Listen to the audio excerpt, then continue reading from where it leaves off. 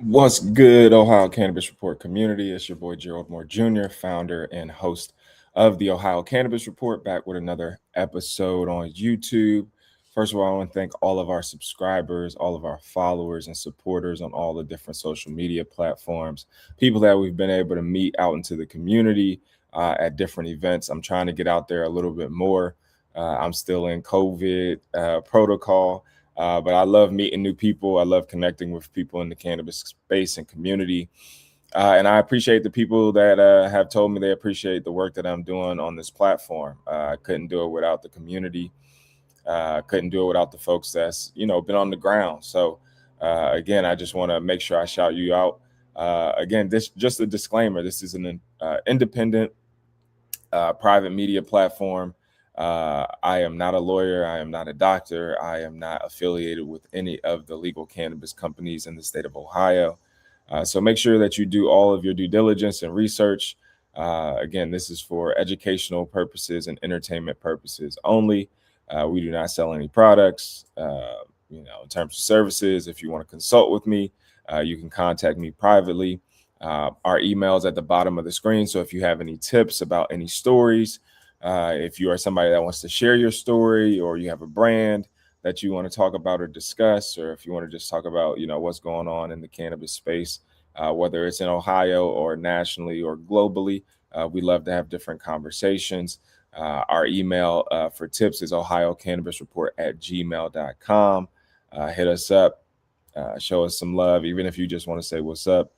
Make sure you always hit us up in the comments as well. You know what I mean? We appreciate the direct messages, whether it's Instagram, whether it's Facebook, whether it's TikTok. Again, I try to hit all the spaces as much as I can until I build my team out. So again, I am a one-man show right now. Our production cost is very low. We are a skeleton crew. But thanks to technology, you know what I mean, platforms like StreamYard, Instagram, Facebook, all of those things. So I do the best that I can with the time that I have. Once school starts, I think I'll have a little bit more time on my hands to do a little bit more in terms of live events. We've done a few events. I'm looking at doing more educational programming, and just some kind of like networking events as well, because now that we have a legal industry, we have to do more than just smoking events, right? Of course you can go outside, smoke, go on the balcony, but we have to actually connect and build coalitions and share information and resources, so that we won't continue to be taken advantage of by the select few licensees that are owning the market right now in the state of Ohio. Right, they have all the power because they've come together. Right, so they're working together, whether they are competing or not. They're working together in tandem in terms of trying to control the market at the state level. So we just try to bring some awareness to what's going on from my perspective, from our perspective.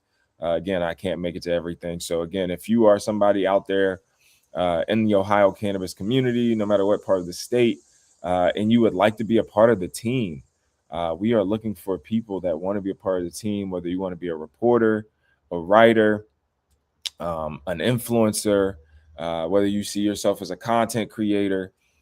We want to partner and collaborate with you guys. So the easiest way you can do it is just, if you're on social media, you can just collaborate with us in your posts. So if you do cannabis content and you're based around Ohio, or you talk about political things, you can just hit the collaborate button and tag Ohio Cannabis Report, Ohio_cannabis_report on Instagram, and you can just hit the tag or collaborate button, or you can just add us in the content or the caption section. And we usually, I'll review obviously the content, make sure that it aligns, and we will accept that content. Obviously, in terms of pay, we don't have a big budget right now, but we can definitely help you with getting out there. We get access to a lot of events that I can't always make. Again, I'm in Columbus, so sometimes there's events in Cincinnati, Cleveland. There's just an event in Portsmouth. So we're always looking for people who are willing to go to events and create content on our behalf and collaborate with us, and just to continue to grow our reach out in the community. So that would be a great opportunity. Obviously, there are ways that I can subsidize funding too. So, I'd be willing to give gas money. I could give a little bit of money too for, content as well if the content matches what we are trying to do here at Ohio Cannabis Report. Again, we do podcasts. So if you want to be on the podcast, definitely there's no charge to coming on our podcast or even on our live stream. So just reach out, make the connection. There's a few people that we've connected with that have reached out. I try to reach out to some people, but I don't reach out to everybody. So just because I just can't reach out to everybody. But again, if you want to be on the platform, reach out, let us know, and we'll set up some time. We do have a link on our Instagram that you can set up a scheduled event on our calendar. So again, lots of different ways to connect with the Ohio Cannabis Report and continue to build this platform out with us. So today I wanted to talk about House Bill 611. This is something that we haven't been discussing a lot in the cannabis space in Ohio. Obviously, there's a lot going on at the federal level. We do have a gubernatorial race happening right now in November. There's a lot of state representatives, districts that are on the line. So even though this is midterm, it doesn't get a lot of attention. We should be paying attention, especially in the cannabis community, because obviously the Republican legislature, the GOP legislature, is the one that gutted issue 2, created Senate Bill 56, which gutted our industry, right? And gutted a lot of the things that we voted for with issue 2. So again, that's why the midterms matter, right? They don't get a lot of attention because it's a lot of money going into, that requires to get into these races. And so, but again, you have a Republican dominated supermajority. You have a Republican governor who, again, was against cannabis from the inception, before medical marijuana was legalized, before adult use recreational was legalized. And so when you have a governor that'll go in and veto, right, and completely gut the hemp portion of the ban, but then also agree to support probable cause, criminal penalties, unlawful, unconstitutional drug tests, right? If you fail a drug test and you lose your job, you don't get your unemployment benefits. Healthcare discrimination if you consume cannabis. Obviously, discrimination against for landlords to discriminate against people with rentals or living in leased apartments. You can't consume publicly anymore under SB 56. So public consumption was cut. You have to consume in the privacy of your home. Well, if you're a renter and there you have a lease agreement and they say you can't smoke in the home, well, you got to smoke outside. Well, that's illegal. You're going to smoke in your car. Well, that's illegal. Even if the car is parked, even if you're in the passenger seat, the back seat, driving with an open container now is seen as an open container. So if you are traveling with cannabis in the state of Ohio, make sure the cannabis is in the farthest part of the car or in the trunk. So again, these are all things that were added into SB 56 that now open the door and the gateway for, the police to now discriminate, against citizens. So again, they cut craft grow tier 3. They cut licenses for dispensaries to 400. So this is why understanding your state politics is important, who your state representatives are, state senators, who's in the House, who's in the Senate, and who's the governor. Because again, when you vote for things like issue 2, then you have, a conservative, super conservative, gerrymandered state and Republican Party that'll say, well, we don't care what you guys said because you don't know what you said. That's basically what they said. So I'm going to share my screen with you guys so you guys can see. All right, so this is the government, state government page right here. The Ohio State Legislature 136 General Assembly. So this is House Bill 611. This is the most recent bill, cannabis bill, that's on the desk. As you can see, it was introduced to the House. It has been passed by the House. So it's now in the Senate. and they're on break right now, so there won't be really any action around this for I think until the fall. And so this is issue medical marijuana processor cultivation and dispensary licenses. So there is a group of license holders that aren't vertically integrated, right? They're just processors. So you have vertical integration, you have people that companies, corporations that own a cultivation, so they grow the cannabis. They also own the processor, so they're processing the cannabis. And then they also own dispensaries where they are selling um, cannabis products. So they are vertically integrated. Not all companies are vertically integrated. Some companies are just dispensaries, some companies are just processors. That is an issue for some of these smaller processors because, again, as a processor, you need to get your biomass from somewhere, right? Which is the cannabis product that you turn into a end product, right? You process it. So you take the leaves, you take the stalk, you take, some of the flower, and you process that into a tincture. You process that into a vape. You process that into an edible. You process that into something tangible to be sold into the dispensary. So some of these companies are only processors. So with that being said, you have some of the cultivators that it's making it's making the processor harder to get biomass, right? Because some of the companies like, why would I sell you biomass when we're competing in the same market, right? Why would I give you some of our product when we're also processing our product and selling it in the same dispensaries? So it's harder for some of these processors to get biomass. It's also more expensive. So they need to be able to grow their own cannabis to be able to process it and then dispense it. So that's what House Bill 611 is really about, is getting those standalone processors cultivation licenses to be able to cultivate cannabis product to be able to process it.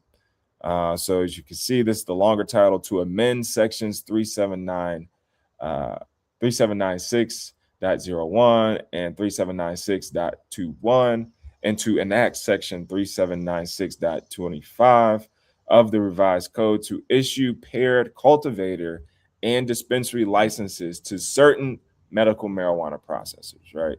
So that tells you right there, to issue the paired cultivator and dispensary licenses. So they want to give or offer licenses for cultivator and dispensaries to certain medical marijuana processors, right? So the average person, again, if you don't own a processor licensed by the state, it's not going to really affect you in terms of being able to get into ownership.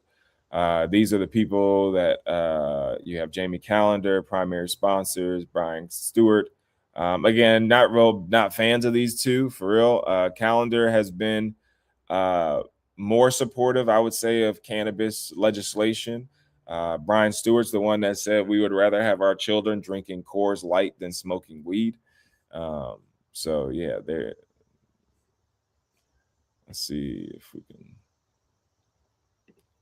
So this is Stewart. He's a Republican. Let's see. House passes Ohio Medicaid Program Integrity and Fraud Prevention Act. These are some of the things that he supported. House delivers nearly $700 million of direct property and sales tax relief to Ohio. Ohio House passes capital budget bill.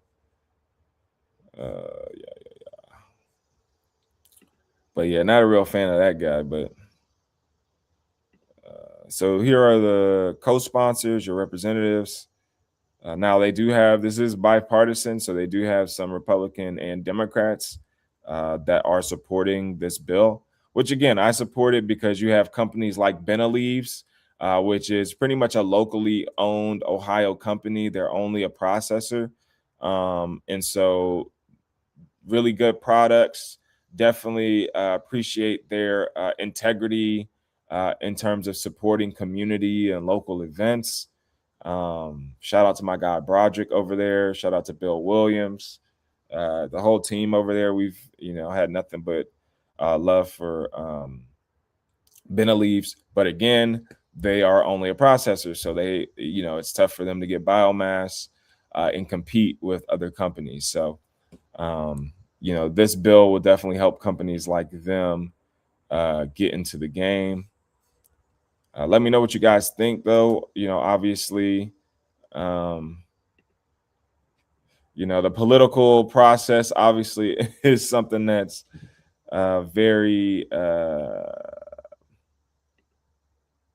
tedious, I guess. You have to be engaged. A lot of people just think, oh, like voting is the only way, or voting is the thing. It's like, no, man, you got to understand like this part of the game too. You know what I mean? A lot of people, again, are working 9 to 5. Politics is Monday through Friday. But you got to know what the politicians are doing, because again, you're paying them. They work for you, right? And a lot of people don't see it that way, right? But your tax dollars, that state income tax, that money is going to pay their salaries. And obviously, a lot of these dudes are paid and bought for by corporations. A lot of them are business owners, whether they're small business owners or nonprofit leaders. A lot of these dudes be lawyers. A lot of them be veterans. So they be having multiple streams of income. You know what I mean? They get paid by their respective parties. Obviously they fundraise, so they're getting small dollar donations from community members. So again, it's up to you.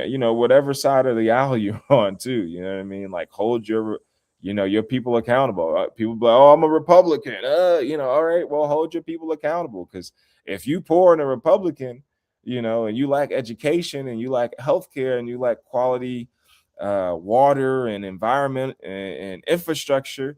Yeah, I mean, they've been running Ohio for 30 years. I haven't been in Ohio for 30 years. I've only been alive for 36, going on 37. But, if this is your party, you should be holding them accountable. You know what I mean? Like, that's what's crazy is, Democrats, same thing. Some people are independent, same thing. Call them. Even if you're not a Republican, but they run your district, they still work for you. Call them and tell them what you want to be done. Like, the problem is people are like, oh, well, they not my part, or they it's like, it doesn't matter. They still work for you. There's still things that can be done. You know what I mean? You can disagree, right? But they still have a duty to work for you. So if you want something done in your community, it is up to you to contact these people. It's up to you to get a group of people together, a coalition, and to go meet with these people. It's up to you to write an email. It's up to you to call. It's up to you to text. It's up to you to go on social media, right? There's opportunities. But again, you have to do the work. And a lot of people, it's easier to be on the sidelines. It's easier to talk shit. I get it. It's easier to come online. Even what I do is like spread awareness, right? Like, I don't always know what to do. I don't always know what to say. I have a pretty good life. You know what I mean? Do I struggle with some things? Yes. Would I like more resources? Of course. Would I like my bank account to have more zeros in it? Of course. You know what I mean? Would I like to have a brand new car, a newer house? You know what I mean? Money in my business bank account. Come on. But again, these dudes are, they pad in the pockets of some folks. But again, this is the big thing right now that's happening. Let me know what you guys think in the comments section about this. House Bill 611. I still support, social equity, of course. Craft grow, tier 3, farmers markets, lounges, the hemp industry. So, we'll continue to support that. Let me know where you guys is tapping in from. I'm in Columbus, Ohio, the 614. Shout out to the all Ohio. I know everybody, man. I'm from Cleveland. I'm not from Ohio. I'm from Cincinnati. I'm from Akron. I'm from Toledo. I'm from Zanesville. I'm from Youngstown. Shout out where you from, man. If you're seeing this after the recording, make sure you hit me up. Let me know what you're smoking on. Let me know what you're growing. If you're growing something, what seeds are you popping? What strains you got? We're really in the building community over here. So tap in. Let us know where you're from, where you're tapping in from, what you think about the current situation in Ohio, right? When it comes to legalization, are you in support of SB 56? Are you not in support of it? Do you support some of the things in SB 56? Obviously, we have to support the children. So I'm all for supporting the children. I mean, half of the packaging I can't even get in half the time. Obviously, I think, people should have to show ID. If you're buying hemp products at a grocery store or at a gas station, yeah, they should be behind the counter and you should have to show ID. Right? If you go to the refrigerator, you know what I mean, and you bring up some alcohol, you got to show ID, right? Same thing if you got some App Girls cannabis beverages, you should show ID. So I think that's just, proper protocol for, anything. But yeah, let me know what you guys think. But yeah, short episode today. I just wanted to bring it that topic, House Bill 611, because that, again, that's not hasn't been talked about. It was brought to my attention the other day, and I wanted to talk on it a little bit. Again, if you have anything that you want to share, email us ohiocannabisreport@gmail.com. We also have a Cash App, so if you do want to support, donate what we're doing, what we're building over here to help us sustain and continue to bring you guys the latest updates and news in the state of Ohio around cannabis. We do have a Cash App, $OCR Media on the Cash App. Send us a few dollars and we will be able to continue our programming. We appreciate all the support, all the follows. Obviously, that means a lot. All the subscriptions. Make sure if you are subscribed to us on YouTube, you hit that notification bell so you know when we go live. I do go live randomly some days, so everything isn't always seamless. I know, it's better to get people on the time so you guys know when we're coming on live. We will get there. You know what I mean? We're going to get there where our programming gets better. We're going to get more programming. We're going to get more shows, get more content going and flowing for you guys. But again, until then, like, comment, share, subscribe, follow, do all that stuff. You know what I mean? We appreciate you guys. Till next time, we out.